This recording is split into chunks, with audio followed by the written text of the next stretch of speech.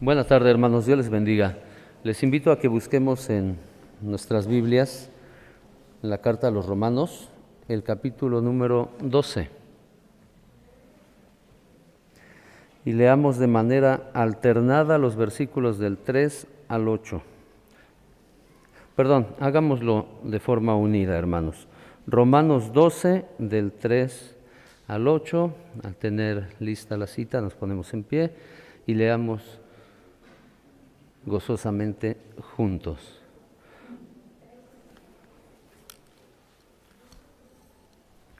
La palabra de Dios dice así: Digo pues, por la gracia que me es dada, a cada cual que está entre vosotros, que no tenga más alto concepto de sí que el que debe tener, sino que piense de sí con cordura, conforme a la medida de fe que Dios repartió a cada uno. Porque de la manera que un cuerpo tiene muchos miembros, pero no todos los miembros tienen la misma función, así nosotros, siendo muchos, somos un cuerpo en Cristo, y todos miembros los unos de los otros, de manera que, teniendo diferentes dones, según la gracia que nos es dada, si el de profecía, úsese conforme a la medida de la fe, o si de servicio, en servir, o el que enseña, en la enseñanza, el que exhorta, en la exhortación, el que reparte, con liberalidad, el que preside, con solicitud, el que hace misericordia, con alegría. Amén.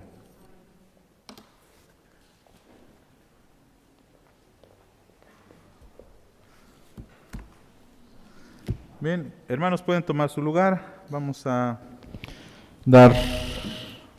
compartir la palabra del Señor. Y bueno, como una introducción al tema,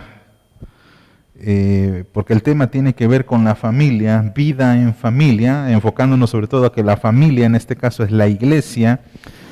Permítanme compartir una experiencia personal, porque en ocasiones creo que es bueno y sano que ustedes conozcan un poquito de la historia de su servidor. Ya les he dicho a algunos de ustedes que de muy niño yo quería ser sacerdote, ¿verdad? Algunos sí lo saben, ¿verdad? Bien. Quizá lo que otros no sabían es que justo después de terminar la preparatoria, tratando de encontrar un sentido de vida y tratando de encontrar a lo mejor qué es lo que Dios quería de nosotros, de su servidor, estuve trabajando durante 2 años en una casa hogar para niños de la calle. ¿Sabían esto? Muchos no, ¿verdad? Una casa hogar para niños de la calle allá en la ciudad de Acapulco. Ese lugar sirvió de mucha experiencia y también para confirmar el llamado del Señor para el servicio. Y en esa casa hogar uno ve de todo, desde lo mejor del ser humano hasta lo peor de esta humanidad caída. Porque pues uno se encuentra con tristes experiencias de niños que salen de casa por muchas razones, entre las cuales está la violencia hacia ellos. Niños maltratados, muchas veces violados por sus propios padres, abusados por sus tíos, por sus abuelos. Otros han buscado refugio en las calles debido a que en las calles no se les prostituye, porque también hay niñas a las que tristemente se les ha hecho hacer estas cosas. Otros niños simplemente debido a que los padres son desobligados porque son drogadictos, alcohólicos, no tienen un cuidado, bueno, salen a vagar por las calles, y en las calles se encuentran a todo tipo de peligro, desde las pandillas, las drogas, la prostitución. Acapulco es uno de los centros más grandes de pedofilia y prostitución infantil y pornografía infantil a nivel América Latina, y esto está documentado. Así que uno podría pensar que estas instituciones tienen gran éxito al rescatar a niños de la calle, que les ofrecen, vamos hacia ellos en las calles, en el Zócalo, allá en Acapulco, y les comparte acerca de la idea de que van a tener un lugar donde nadie les va a hacer daño, donde no van a tener que vender su cuerpo, no van a tener que tomar ninguna sustancia que les afecte, van a tener comida caliente, una cama, baño, ropa limpia. ¿Y ustedes creen que muchos no quieren? Porque Muchos de ellos prefieren su libertad. Y estas experiencias nos ayudan un poquito también a sembrar la palabra en algunos de ellos, porque sí hay niños que aceptan ser rescatados. Y usamos eso a propósito, rescatados de las calles para formar parte de una familia grande que es la casa hogar. Pero el problema es cuando les decimos que en esa casa hogar debe haber disciplina. No pueden dormir a la hora que quieren. No pueden comer lo que quieran. No pueden violentar a otros niños abusando a lo mejor de su tamaño o edad, quitándoles posiblemente juguetes, dulces, ropa, etc. Y hay ocasiones bastante contadas en las que se da la oportunidad que estos niños puedan ser dados en adopción a familias que están buscando un niño, una niña. Y también es bastante interesante, y la experiencia nos ha dicho esto, que muchos niños no encajan en una familia porque nuevamente ven coartada su libertad. Les agrada la idea de tener un papá, les agrada la idea de tener una mamá. ¿Qué niño no sueña con esto? Una familia. Les agrada la idea de tener una cama limpia, ropa buena, buena comida, dulces, juguetes, etcétera. Pero a lo que ellos se enfrentan y a lo que ellos les choca es disciplina. El dormir a una hora, el no ver la tele o no tener acceso a los celulares a ciertos horarios, etcétera. Y es muy triste, hermanos, que hay muchos niños que desertan y vuelven a las calles. Sucede en algunas ocasiones que cuando ellos ven el gran peligro que tienen y por supuesto el hambre que sufren, porque se sufre de hambre, de un lugar para dormir, algunos regresan a la casa hogar y nos hacen la siguiente propuesta y nos dicen: nos gusta estar aquí. ¿Qué les parece si venimos a comer, nos quedamos a dormir, pero el resto del día nosotros vamos a trabajar? Es decir, están en las estas paradas de semáforo donde muchos de ellos limpian parabrisas, otros simplemente venden chicles o venden una boleada, dicen ellos, y regresamos aquí a dormir. Es decir, queremos lo bueno de la casa hogar, queremos comida caliente, queremos ropa limpia, queremos una buena cama, pero no queremos el resto. Obviamente que la casa hogar no puede aceptar algo así. Decimos, o tomas todo, o desafortunadamente no podemos hacer un acuerdo en el que se beneficie solamente lo que tú quieras. Y saben, esto me hace pensar muchísimo en algunos creyentes, en algunos cristianos, porque a veces tenemos la idea de que somos salvos, ciertamente, y nos agrada mucho. Yo veo que a muchos cristianos, o a todos los cristianos, nos gusta la idea de saber que Dios puede cuidarnos, que Dios puede bendecirnos. Pero cuando se trata de hablar de la iglesia y que la salvación en Cristo se lleva a cabo en el seno de la iglesia, porque la iglesia es como el paquete completo. Dios te dice, bueno, ¿quieres ser salvo? ¿Eres salvo? Sí, pero ¿qué crees? Aquí viene el paquete completo porque tienes que desarrollarte en una iglesia. Y es allí donde a algunos cristianos ya no nos gusta mucho la idea. Porque pensamos que a muchos creyentes se pueden desarrollar, pueden crecer sin ayuda de la iglesia y sin incluso participar en la misma. Cristianos que son algo así como el llanero solitario.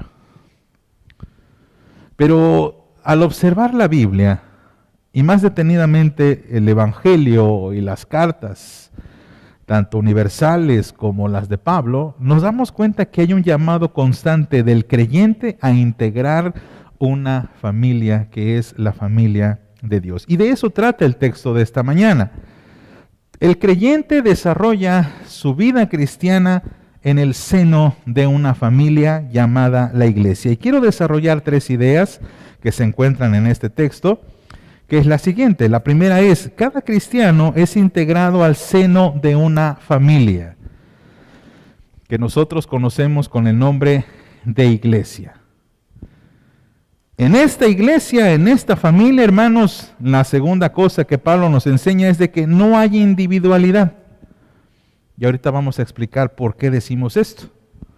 Para terminar con el hecho de que también en una familia no debería haber egoísmo. Esto es lo que encontramos en la epístola de Pablo, capítulo 12, versículo 3 al 8.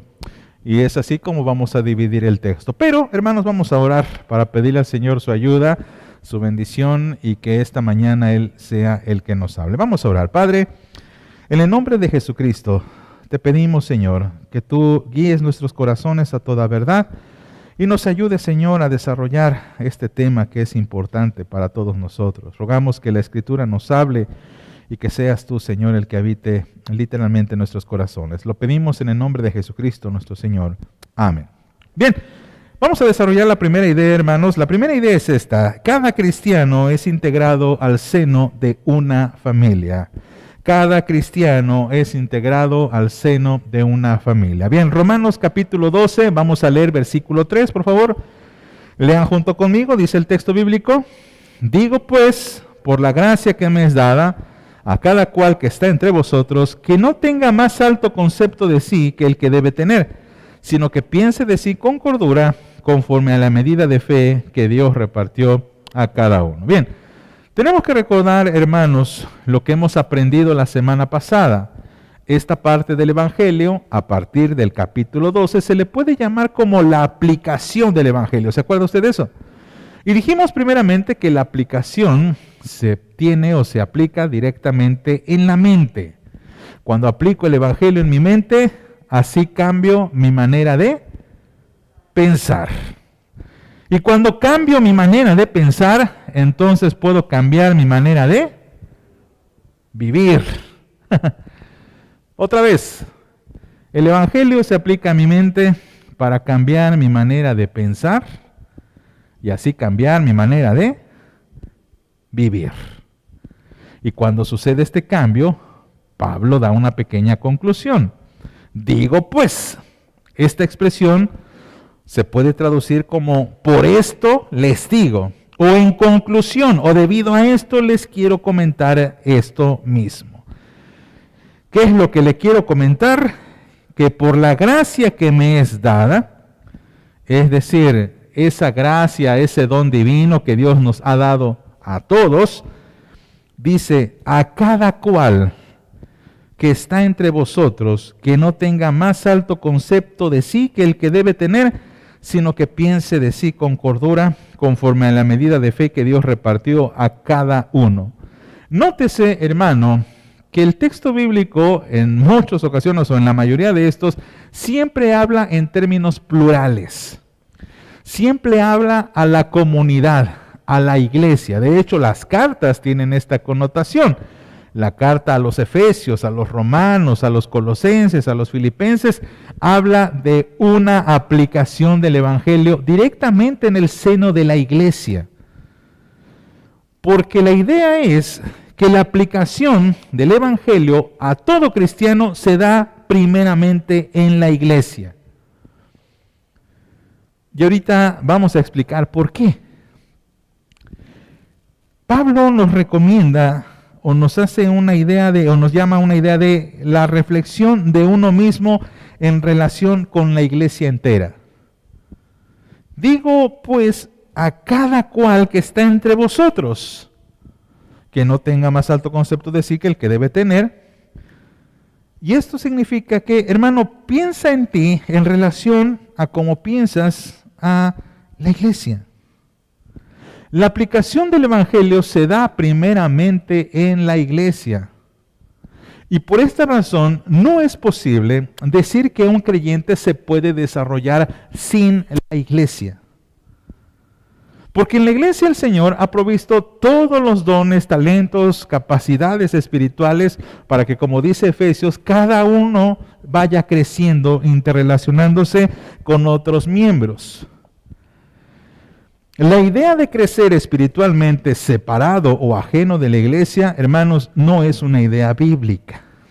Vamos a ver ahorita a dónde va esa idea, que muchos creyentes tristemente tienen. Pero lo que nos enseña el Evangelio Y lo que nos enseña la carta de Pablo es que cada cristiano se mide y se califica en relación a una congregación o a una comunidad de fe. ¿Cómo puedo yo saber que estoy creciendo espiritualmente? ¿Acaso en mi trabajo me van a decir? ¿Acaso mi compañero me va a decir, oye, como que te hace falta mucho la oración? ¿Me van a decir eso mis compañeros? Mi jefe va a llegar conmigo y me va a decir, ¿qué cree, Godínez? Pues, usted tiene que tener fe porque no creo que la nómina esté completa este mes. Así que tenga fe. Esta clase de preguntas o comentarios que nos hacen simpáticos, hermanos, realmente suceden en la iglesia. En la iglesia yo puedo medir mi grado de madurez, mi capacidad de entender las cosas espirituales, las voy a entender en el seno de una iglesia. No en el trabajo, ni en el deporte, ni en ninguna otra área en el que me desarrolle, solamente en la iglesia. Porque es en la iglesia donde medimos o donde podemos hablar, digamos, el mismo idioma. Tenemos la misma meta, el mismo fin. Y por eso cuando aprendemos en comunidad, la idea es que también compartamos en comunidad. El error de este tiempo es que muchos cristianos asumen que el evangelio se vive de manera solitaria. Lo cual es interesante porque nos queda muy claro que ninguno puede salvarse a sí mismo, ¿verdad? Nadie puede salvarse a sí mismo porque necesita de Cristo. Pero interesantemente hay quienes piensan que, aunque no puedo salvarme a mí mismo, sí puedo mantenerme en santidad y avanzar en mi crecimiento espiritual por mí mismo, y esto también es falso. El llamado de Pablo desde el inicio de la misma carta es a considerar a cada creyente como parte de la iglesia, por lo cual es impensable que un cristiano sea separado de una comunidad de fe. Por ejemplo, si hablamos de la disciplina, ¿saben cuáles son las únicas causales por las que una persona puede ser expulsado de la iglesia? Porque simplemente afirma no creer en Cristo con base a sus actos. Como no cree en Cristo, no tiene caso que sea parte de la comunidad. Pero todo aquel que llegue a arrepentirse y a tratar de restaurarse, que por cierto esta restauración viene también de parte de la iglesia, no puede separarse de la comunidad. Por favor, vayan a Efesios capítulo 2, versículo 19, que dice esto. Así que, lo leen junto conmigo, está en la pantalla, dice, así que ya no sois extranjeros ni advenedizos, sino conciudadanos de los santos y miembros de la familia de Dios. Por esta razón, hermanos, es que no podemos pensar ajenos a la iglesia. No podemos desarrollar un pensamiento ajeno a la iglesia.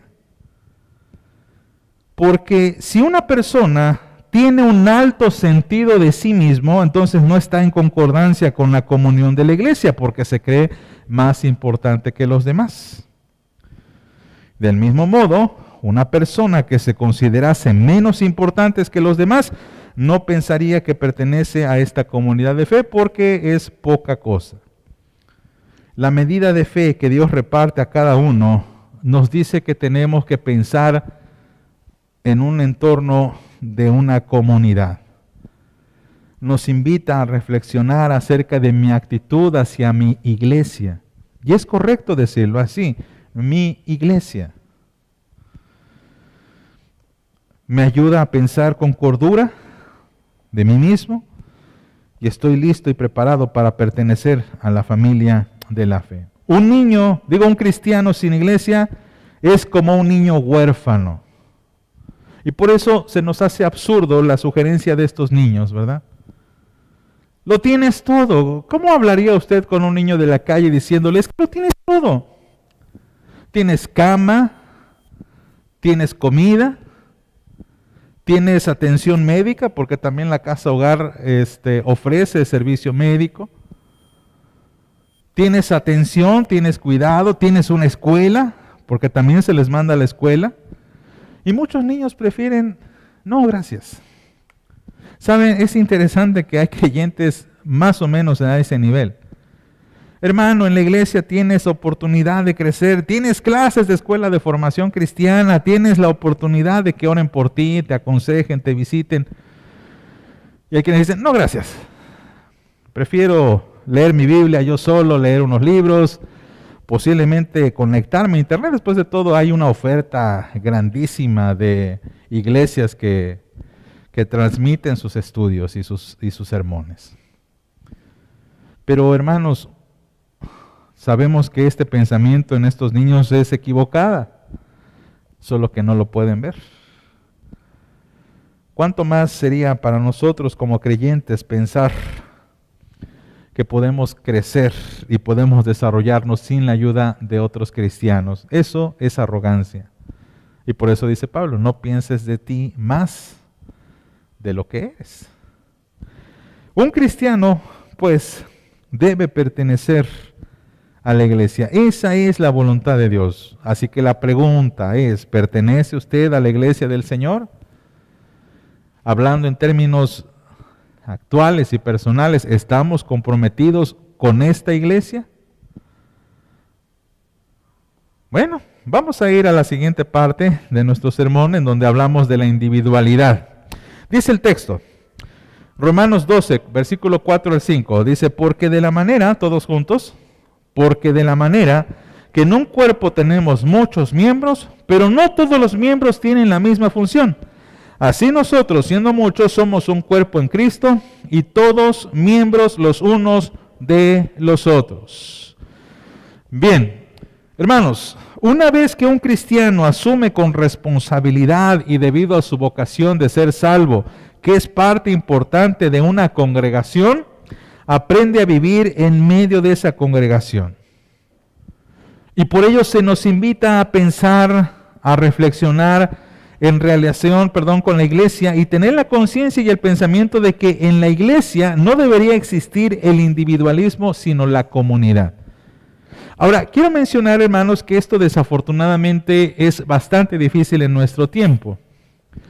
Porque nosotros vivimos en una era que los expertos le han llamado la era posmoderna. Creo que ha escuchado esa palabra, ¿verdad? La he escuchado de muchas maneras.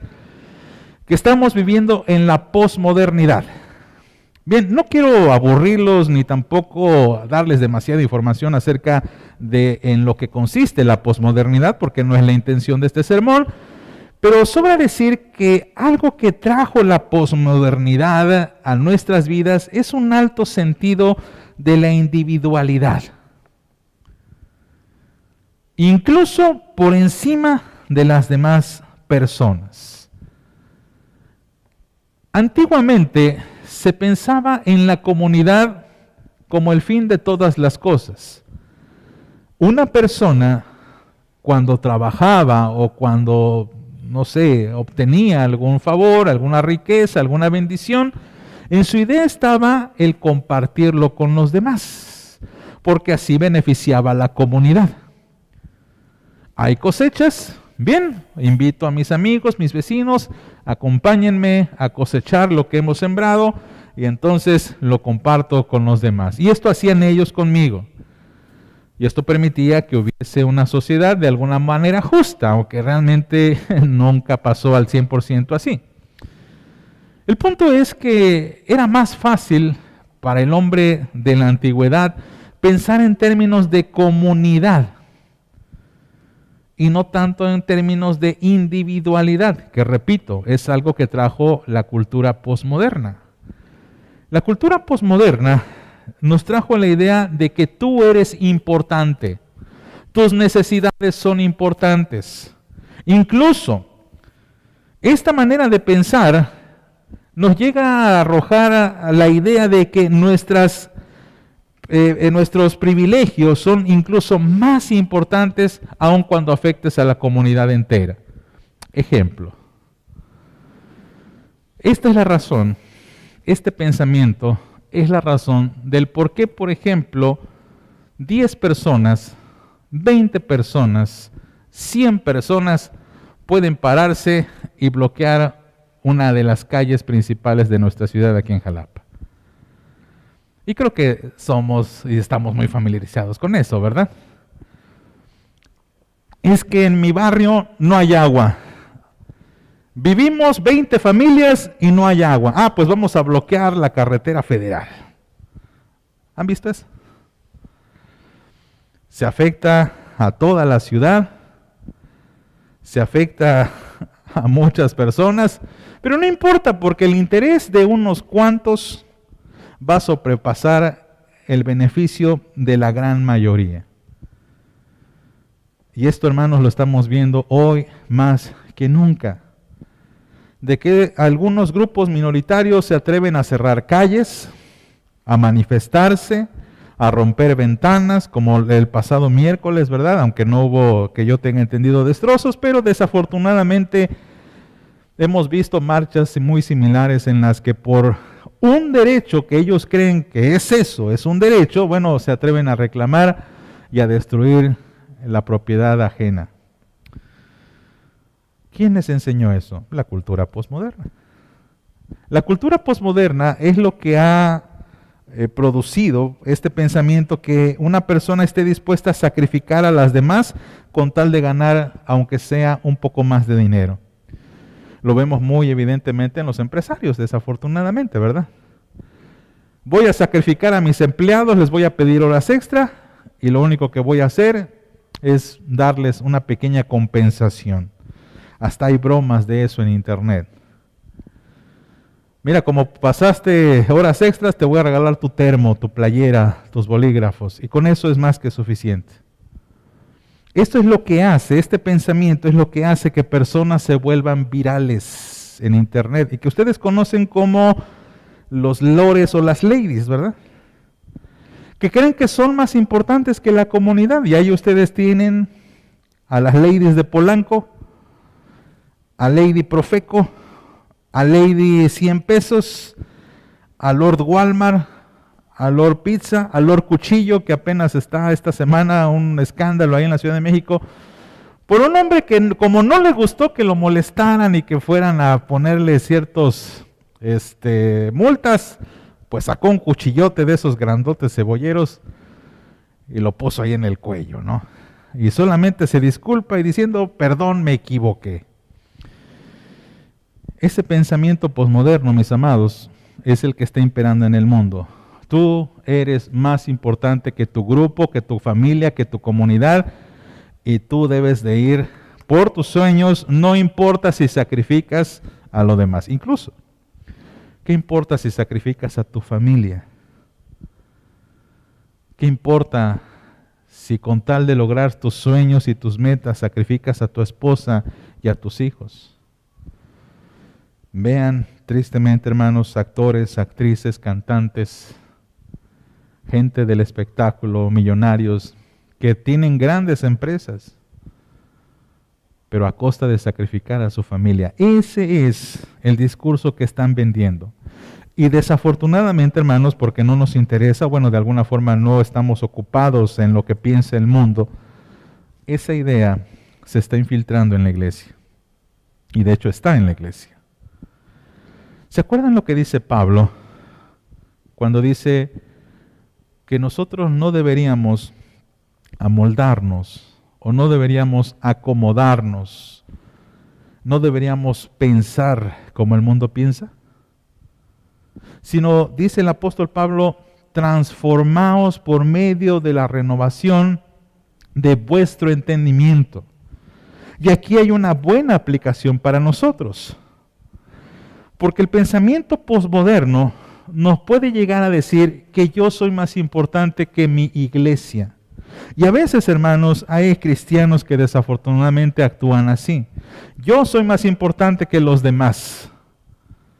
Y por eso cuando vengo al templo, las cosas tienen que ser como yo quiero. Si no, me cambio de iglesia. Es que si no se predica lo que a mí me gusta, entonces simplemente me cambio de iglesia. Si las cosas están acomodadas de manera diferente, de repente hay, como que tenemos ya nuestras sillas, ¿verdad? Sabemos que cada domingo nos sentamos en el mismo asiento. Ah, pero si viene una visita y se le ocurre sentarse en mi silla, Qué ofensa, porque esa persona ni siquiera es de la iglesia y viene a ocupar mi silla, que es mía. Y me enojo tanto que me voy de la iglesia porque no respetan mi silla. Hermanos, esa es una idea posmoderna.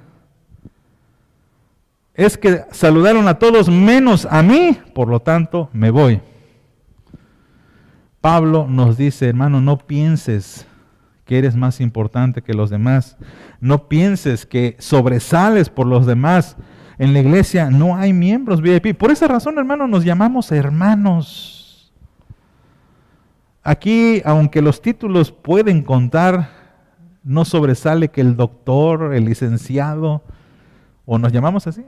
Disculpe, estimado doctor en ciencias políticas, distinguido maestro en educación, distinguida doctora en literatura. En la iglesia somos hermanos. Aquí no venimos a impresionar, hermanitos. No venimos a presumir nuestros cargos. No venimos a presumir nuestros títulos. Y por esa razón Pablo utiliza esta hermosa metáfora del cuerpo de Cristo. Pero vamos a ver cómo Pablo desarrolla y maximiza más esta idea en Corintios, porque vamos a ser muy sinceros. En Corintios, hay una idea más desarrollada. Vayan a Corintios capítulo 12. No está aquí, hermanos, porque es un texto algo largo. Primera de Corintios 12, versículo 13 al 27. Por favor, vayan para allá. Primera de Corintios capítulo 12, versículos 13 al 27. Dice la palabra del Señor. Vean cómo dice. Los que tengan el texto lo leen junto conmigo. Los que no lo han encontrado, les repito, ahí está la cita. Primera de Corintios 12, 13 al 27. Porque por un solo espíritu fuimos todos bautizados en un cuerpo, sean judíos o griegos, sean esclavos o libres, y a todos se nos dio a beber de un mismo espíritu. Además, el cuerpo no es un solo miembro, sino muchos. Si dijera el pie, porque no soy mano, no soy del cuerpo, por eso no será del cuerpo. Y si dijere la oreja, porque no soy ojo, no soy del cuerpo, por eso no será del cuerpo. Si todo el cuerpo fuese ojo, ¿dónde estaría el oído? Si todo fuese oído, ¿dónde estaría el olfato? Mas ahora Dios ha colocado los miembros, cada uno de ellos, en el cuerpo como Él quiso. Porque si todos fueran un solo miembro, ¿dónde estaría el cuerpo? Pero ahora son muchos los miembros, pero el cuerpo es uno solo. Ni el ojo puede decir a la mano, no te necesito, ni tampoco la cabeza a los pies, no tengo necesidad de vosotros.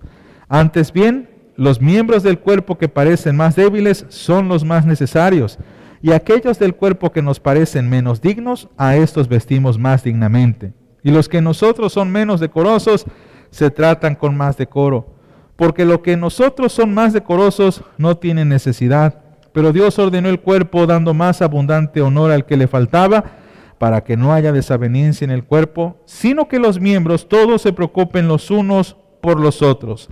De manera que si un miembro padece, todos los miembros se duelen con él, y si un miembro recibe honra, todos los miembros con él se gozan. Vosotros pues sois el cuerpo de Cristo, y miembros cada uno en particular. Note, hermano, cómo la metáfora nos lleva opuestamente al pensamiento posmoderno. Aquí no existe la individualidad, aquí no existe yo prefiero mis cosas y yo soy importante y no me importa lo que suceda en la iglesia. Y esta, mis amados, es una forma bastante difícil de pensar, es un reto, es un desafío, el que me preocupe por los demás. Porque ciertamente, hermanos, vivimos en un contexto en el que este pensamiento nos hace pensar de que yo no me preocupo por lo que pasa con mis hermanos. Porque les repito, vengo con un sentido de individualidad. Y hay gente que así lo expresa. Vengo para congregarme y para edificarme con Dios. Lo que suceda a mi alrededor no me importa. Y esa no es una idea bíblica. No es una idea cristiana. Pablo dice que en esta dinámica del cuerpo, la idea es que yo note cuando hay un ausente, cuando yo note que hay alguien que está pasando dolor. Y utiliza esta misma metáfora del cuerpo para decir, bueno, si un miembro se duele, todos los miembros se duelen con él. Esa es la base de la enfermedad, ¿no es así? Usted no le dice a su patrón, voy a faltar porque me duele solamente la cabeza, sino porque lo que le duele en la cabeza afecta a todo su cuerpo, ¿cierto? No le dice el patrón, pues vente, nomás te duele la cabeza, pero sí puedes caminar, sí puedes moverte, sí puedes ver, sí puedes hablar, ¿no? Es incoherente eso. ¿Por qué entonces pensamos que esto no se aplica a la iglesia? Hermanos, yo creo que han notado que en nuestro culto, en nuestro templo, hay sillas vacías.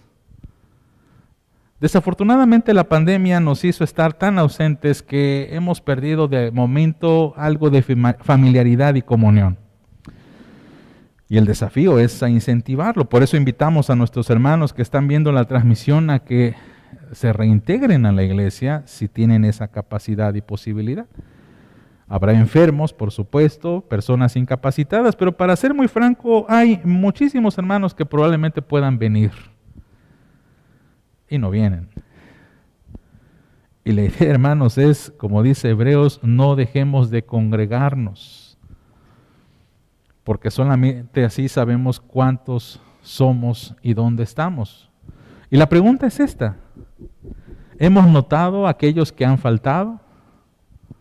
¿Hemos notado, mis amados, que hay hermanos que no han asistido?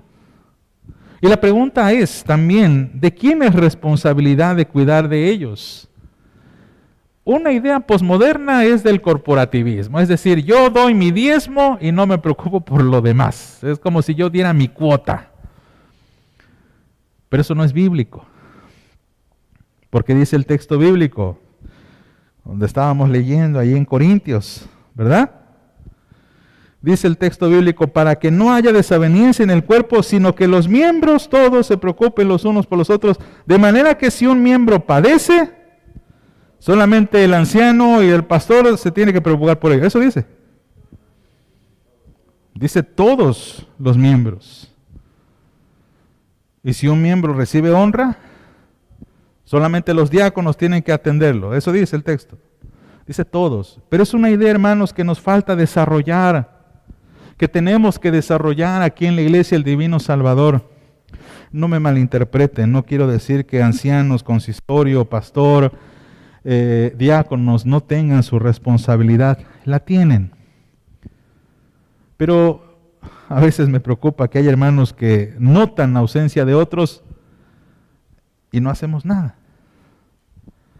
Una llamada por teléfono, un WhatsApp, una visita, podemos hacer, ¿no es así? ¿Cómo estás? Te hemos extrañado en la congregación. Y así cumplimos lo que dice esta palabra. Todos los miembros. Somos una comunidad. Somos una familia. Somos la iglesia del Señor. Y en la iglesia del Señor, hermanos, no hay egoísmo, sino hay esta dicha de compartir. Vayamos a los últimos textos.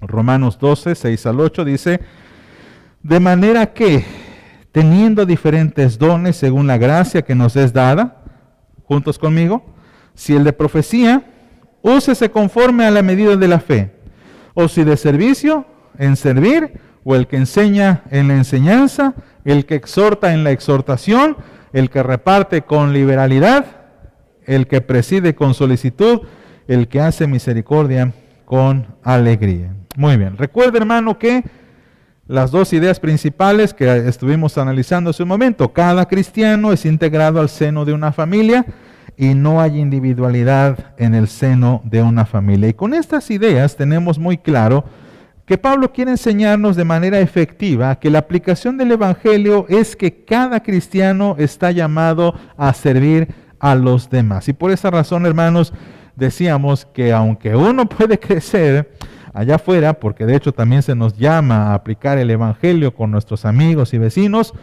No obstante, el desarrollo espiritual se va midiéndose con los demás. ¿Debido a qué? A los dones espirituales.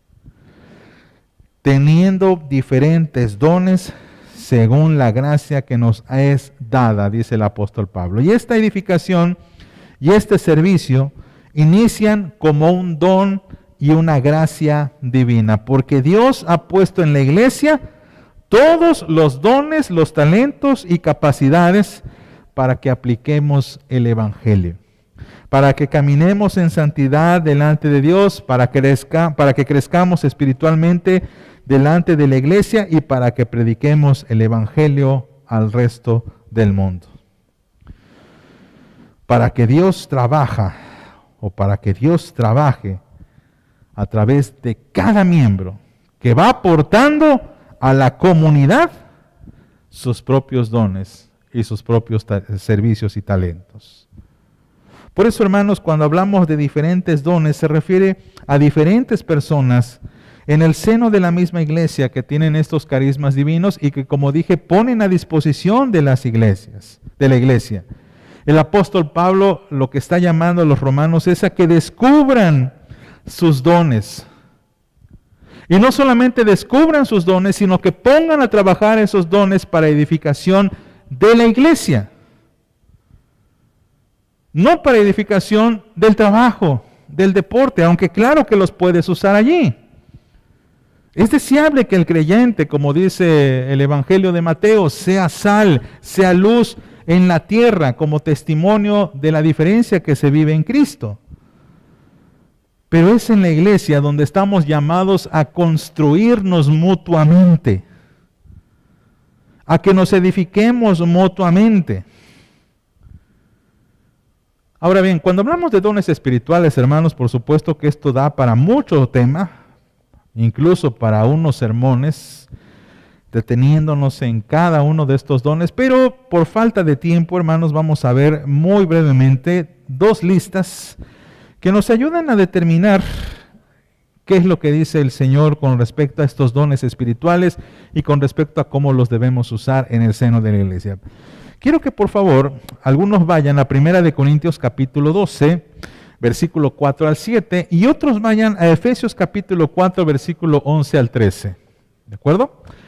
1 Corintios capítulo 12, versículos 4 al 7. Dice la palabra del Señor, los que tengan el texto, dice: ahora bien, hay diversidad de dones, pero el Espíritu es el mismo. Y hay diversidad de ministerios, pero el Señor es el mismo. Y hay diversidad de operaciones, pero Dios que hace todas las cosas en todos es el mismo. Pero a cada uno le es dada la manifestación de Espíritu para provecho. Dice, a cada uno le es dada manifestación. Vayamos a Efesios capítulo 4, versículos 11 al 13. Y este texto es todavía más clarificante, todavía es más claro para la intención que Pablo quiere darle. Dice, y él mismo constituyó a unos apóstoles, a otros profetas, a otros evangelistas, a otros pastores y maestros, a fin de perfeccionar a los santos para la obra del ministerio, para la edificación del cuerpo de Cristo, hasta que todos lleguemos a la unidad de la fe y del conocimiento del Hijo de Dios, a un varón perfecto, a la medida de la estatura de la plenitud de Cristo. La intención entonces, hermanos, de los dones es que los pongamos al servicio de la iglesia. Pero estos dos textos nos arrojan dos grandes verdades. Número uno, si usted es salvo, si usted es cristiano, tenga por seguro que Dios le ha dado a usted un don espiritual. Por lo menos uno. Es probable que tenga más. Por supuesto, hay que descubrirlos, buscarlos, estudiarlos. Pero Dios no es mentiroso. A cada uno de ellos, Dios les ha dado manifestación para provecho, dice Corintios. Dios nos ha dado por lo menos un don. Los comentaristas se están peleando porque no se ponen de acuerdo. Porque hay quienes dicen que son 15 dones y hay quienes dicen que son 22. Por lo menos está la discusión allí. Pero esto nos arroja la idea, hermanos, de que todo cristiano, sin excepción, tiene un don y debe buscarlo. ¿Cómo puede usted buscarlo? Bueno, primeramente ore al Señor, pidiéndole revelación. Señor, revélame qué don es el que yo tengo. Ayúdame a descubrirlo. Lea, estudie los dones espirituales para que note usted con qué se familiariza. También pida consejo, hermano. Es válido que usted se acerque al pastor, a los ancianos, a los diáconos, diciendo, hermano, quiero servir al Señor, pero no sé cuáles son mis dones. Bueno, pues vamos a practicarlos, vamos a ver cuáles son. Incluso hay algunas encuestas que usted puede encontrar en internet, donde usted puede rellenar allí un formulario y le dicen, bueno, tu don probablemente sea este. Y la forma más importante y efectiva de descubrirlos es aplicándolos. Vaya a la lista. Por ejemplo, hablamos de la palabra aquí que dice el apóstol Pablo. Si el de profecía, úsese conforme a la medida de la fe. ¿Tengo yo el don de profecía? Inténtelo. Ahora, cuando hablamos de profecía, no se refiere, por favor, a decir el futuro. Eso es un malentendido. El profeta habla en el nombre de Dios. Y profeta se consideraba a todo aquel que hablase en el nombre de Dios, es decir, la predicación. Y esto, por supuesto, nos deja esta segunda idea. Si usted es salvo y tiene un don, este tiene que ser usado en el seno de la iglesia. A menos que usted tenga un don que es el de misionero, todos los demás se aplican en la iglesia. El don de misionero es el que le llama Pablo el don del apostolado.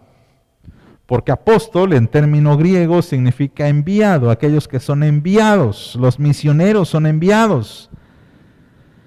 Nosotros no creemos en apóstoles como algunos otros movimientos sí lo dicen, ¿verdad? Que dicen, les vamos a presentar al apóstol fulano de tal.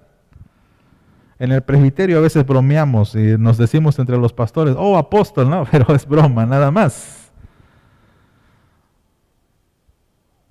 El misionero sale de la iglesia a un lugar en donde no está predicado el evangelio para predicar el evangelio y formar allí una nueva iglesia. A menos que usted tenga ese don, todos los demás, usted los debe ejercer en la iglesia.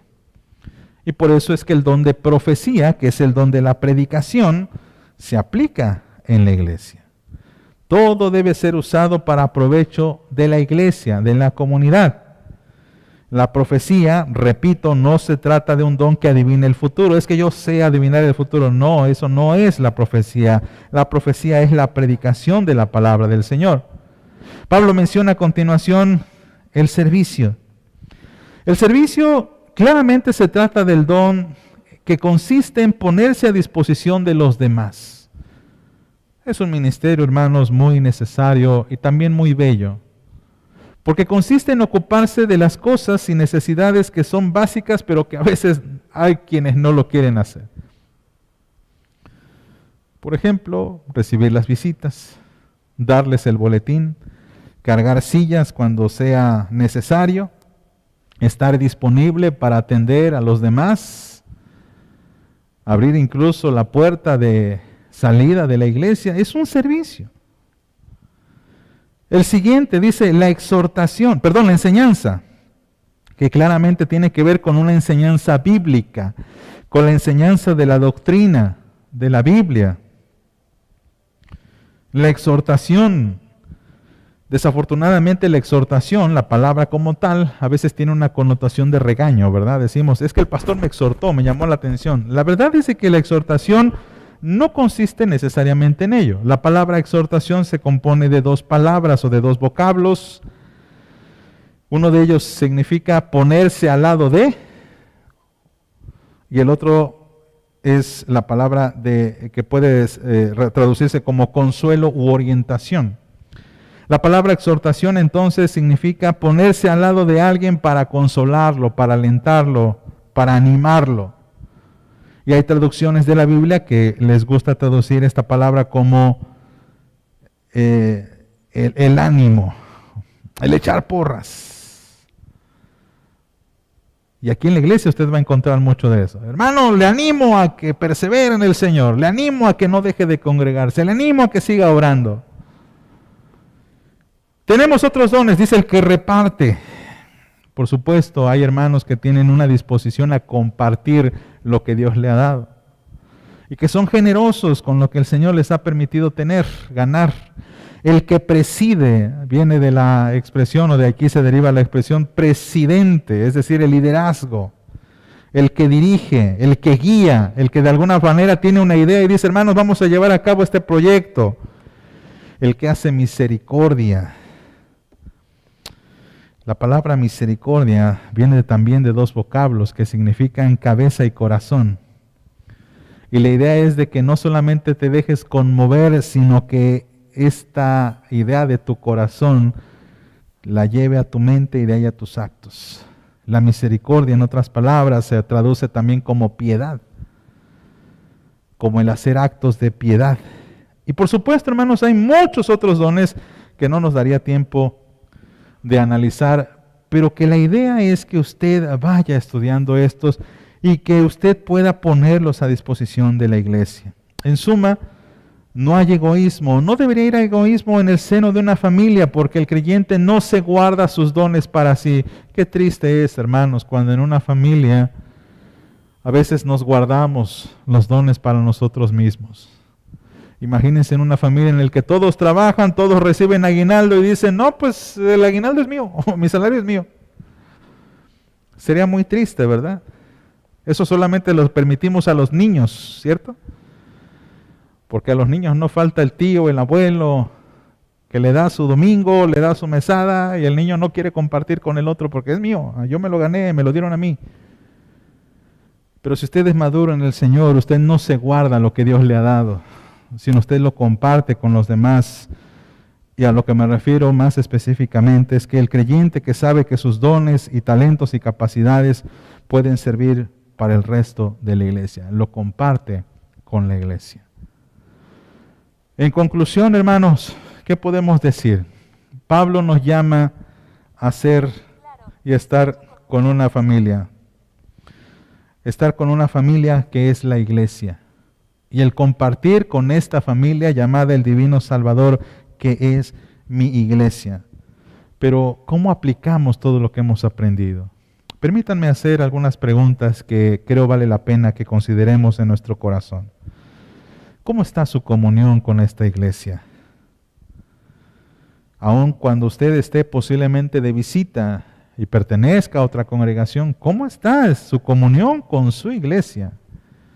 Y por supuesto que si usted no tiene iglesia y si usted está de visita con nosotros, hermano, queremos abrazarle como parte de su iglesia. ¿Considera su iglesia tan importante como para colaborar con ella?